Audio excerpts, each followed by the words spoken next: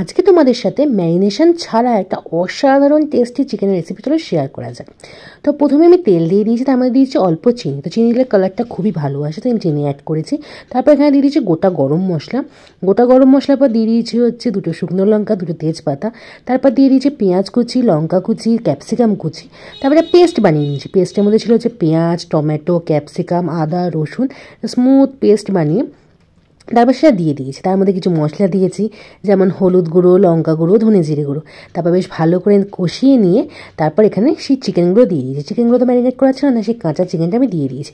তা ভালো করে নাড়িয়ে এখানে আমি অল্প পরিমাণ জল অ্যাড করেছি। যেহেতু কষা বানাবো জলের পরিমাণটা এখানে কমই অ্যাড করেছি। বেশ অনেকক্ষণ ধরে কষানোর পর যখন দেখবো বেশ চিকেনগুলো সফট হয়ে আসবে, তখনই আমি নুন অ্যাড করেছি। কারণ নুন আগে থেকে ইউজ করলে না, নুনটা চিকেনগুলো বেশি তাড়াতাড়ি সফট হয়ে গিয়ে ভেঙে যায়। তারপর লাস্টে ইউজ করেছি হচ্ছে বাড়িতে বানানো চিকেন মশলা। তারপর একটু কষিয়ে নিয়ে নামানোর সময় অ্যাড করেছি হচ্ছে অল্প পরিমাণ ঘি আর গরম মশলা। তো এইভাবে একবার চিকেন কষা খেয়ে দেখো, জাস্ট অসাধারণ খেতে হয়। তোমরা এক থালা ভাত নিমেষেই শেষ করে ফেলবে।